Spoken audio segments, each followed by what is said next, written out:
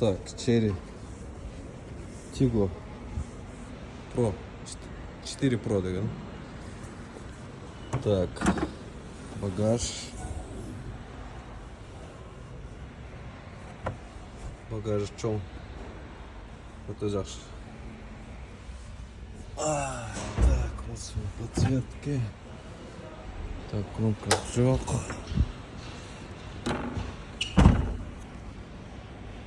Family комплектацияда екен. Титан дискада. Салон кожа. Электрический. Так. Полный монбар, полный сенсорный. Экран. Беспроводной зарядка емес жөнеле екен. Так, автохолд бар екен, ең жақсы азыр. Бұяқта USB разъемниктер 12 вольт. Так, люк жоқ, бұл жерде жөнеле простой. Глухой потолок. Так, алдынан қарасақ. Ондай көрінеді.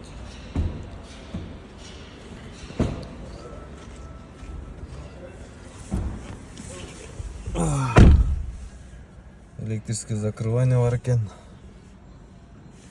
Так. Это глянцевый. Это соның көрінеді. Бұның бары сенсор екен. Старт-стоп. Экран чоң. Ой, полный кожа. Даже подлокотник бар екен артында.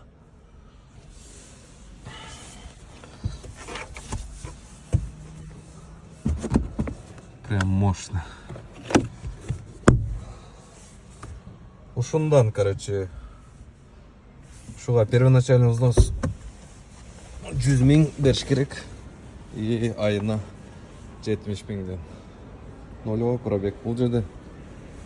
Конечно, мұндай свет албайбыз, ақ светтен болады. Чтоб жана наклейкадағы ақша кетірбей. Анан асаганы әркім өздері қылып алады страховка. Каска жоқ, касканы алдырып қойғанбыз, алдағы лишний тұрады да водительдерге. Жана прям спортивный өте оқымыш екен.